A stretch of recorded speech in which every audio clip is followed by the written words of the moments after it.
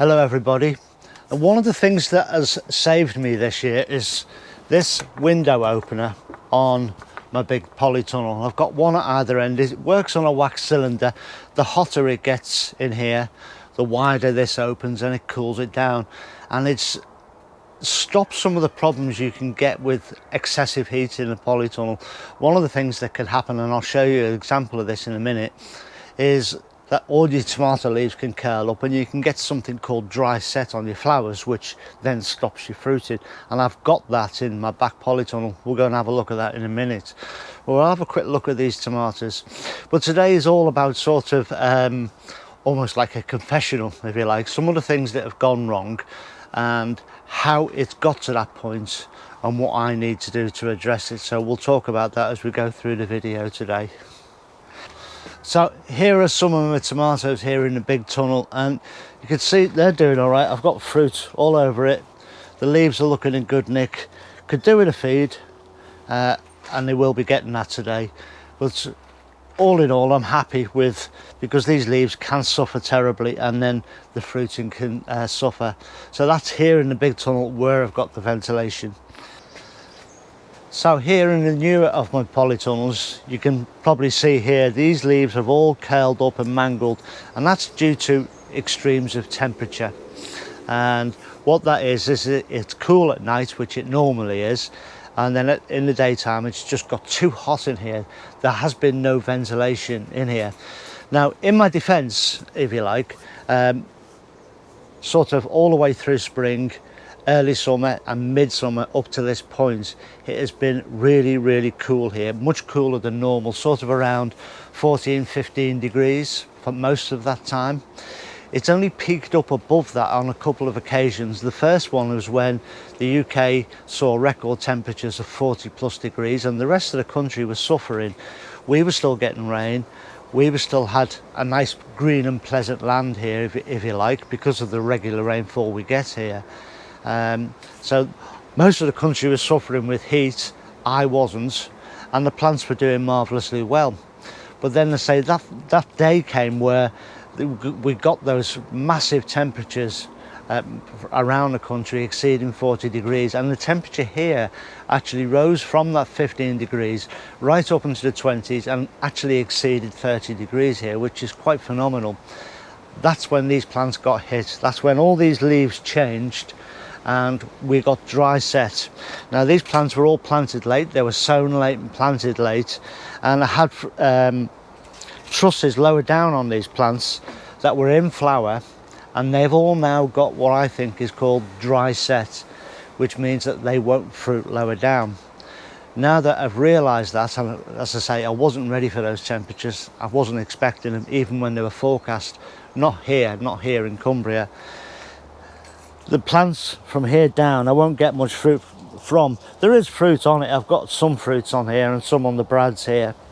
Not a great deal. But from here upwards, now that I've realised the mistake, and I'm leaving the doors open all the time at the moment, and I'll get some window operators fitted like I've got in the big tunnel. So the rest of this year, the rest of this fruit higher up should, fingers crossed, be all right. Now, the Crimson Crush on this side, the ones grown from side shoots, they must have missed that hot period. They must have already set, because we've got fruit lower down on these plants. These ones aren't doing so badly. And I think also in turn it's because they are shaded by these as well, which will stop the direct sunlight getting to them. But they appear to be doing much better, and we have got fruit set lower down on them. Plenty of flower on them. I will get some crop, but not quite what I wanted. The other thing that I was doing with this fertigation trial is I had a talk with my mentor, if you like, Glenn, and we were talking about the EC levels, which is the amount of salts that's in the fertilizer liquid and where you could go with them. And he gave me a figure to work to, and then he said, you can, if you want to, push it up to this. So I did. And that has resulted in some abnormal growth. And I've got leaves here, and you can see this is a leaf, and out of it is growing all these side shoots out of out of this leaf, and this is why I've left it on so that I can show you. So I think that is because it's an excess of feed, which could also be affecting the fruiting on these. So it was a trial and it's taught me that, and I am going to repeat this trial next year, but I will do it in a much more managed situation, and I will have better ventilation in here. I'm going to thin the plants out and plant them slightly differently in here as well, and I think that will pay dividends overall. So that's a bit of a confessional, and the problems in here are all down to me. But this is why you run tests, is to find these things out, and half of them I already knew would happen or could happen, and I should have prevented them and didn't, because my eye's been taken off the ball. And we'll go outside and we'll talk a little bit of why I'm behind on time this year, and all the year I've been playing catch up. So we'll go out and have a look at that. So down the back of the plot here, I've made all these raised beds this year, and there's 6 of them in total, all for the flowers. And over the back is my little dahlia walk and my sweet pea frame. Now, when I made this back at the start of the year, all the timber was in this tunnel, and I painted it all and got everything ready to go out. And by the time the beds were made out here and ready to go and be filled, I got let down by a compost supplier who had already arranged with the previous year to supply at a price.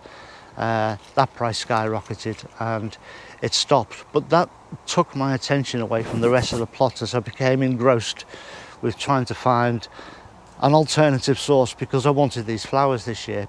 What I should have done is down tools and stopped and just not grown anything here this year, or just grown in bare soil itself.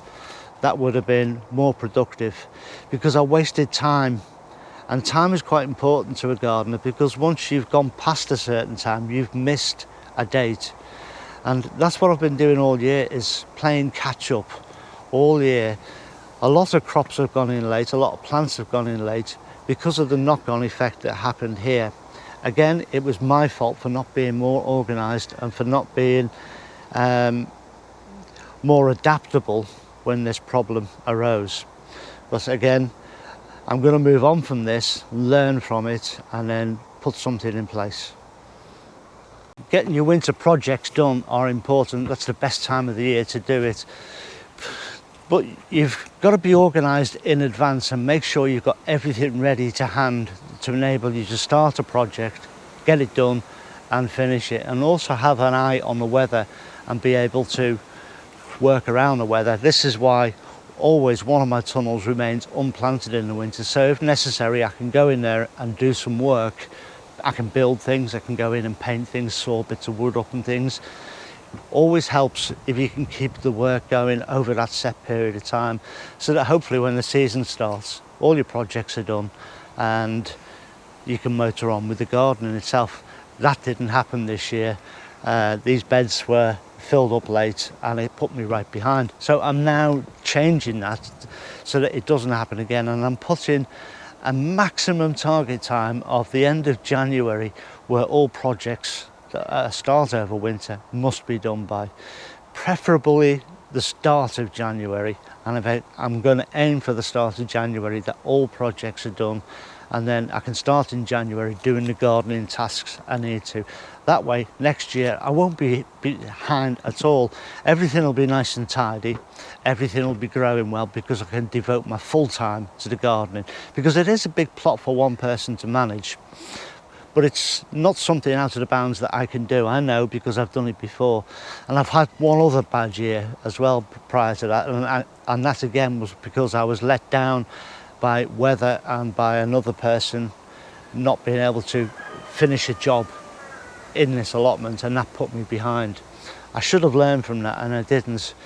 Now, as you go on with gardening, you gain from the experience. If you can, always gain from it and learn where your boundaries are if you can, and that's one that's been really highlighted to me this year. I haven't really suffered. I've still got tons of flowers, as you could see. I've still got tons of crops, so that's not a problem. I'm not going short of tomatoes, even though those in there are not going to fruit for 2 or 3 trusses. but it's kind of taken the shine off it. I'm not down about it. As I say, I'm still going to have plenty and more crops than I can deal with, and I'm still going to be giving some away. But for me, I always want a little bit more, and I always want it to look a little bit better. And to be honest, it shows when I show a video of certain areas of the plots of where I've failed, and I always want to show that, which leads me to one more area I need to go and show you before we close this video out. So we're going to have a look at that now. Hello, can you see me here? These two are my companion planting beds, and the idea was that I was going to grow crops in here mixed in with flowers to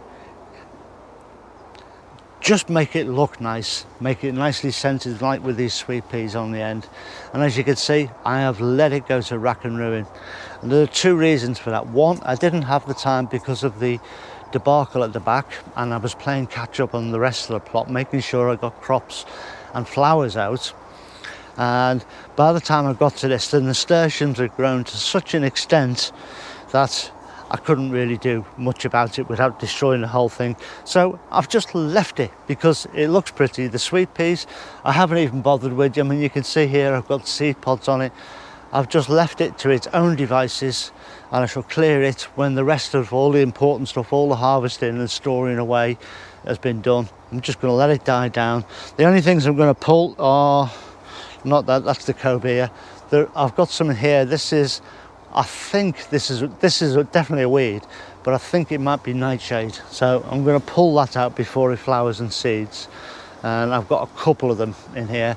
They need to come out. But otherwise, I am going to leave this. But I say I had big plans for this, and I was going to replant after taking crops out and make a decent thing of it, you know.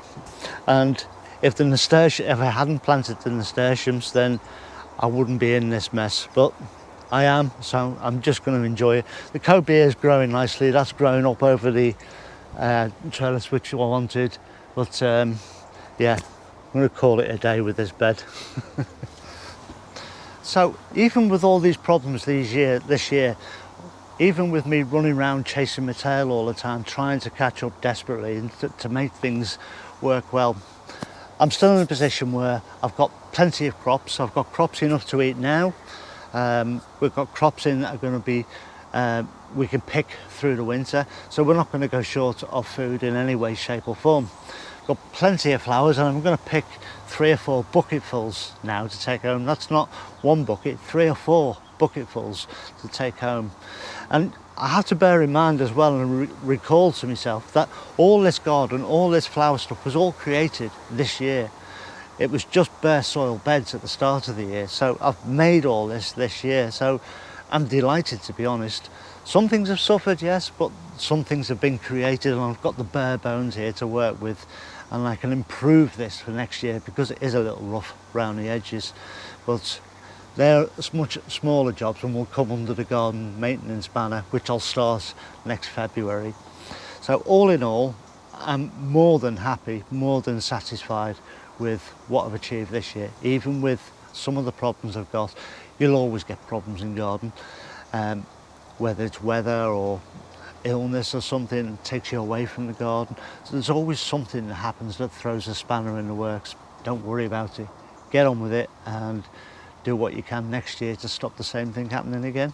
There we go. So I'm more than happy. Anyway, that's it for today. Look after yourselves. Please stay safe, and I'll see you all very, very soon. Ta-ra now.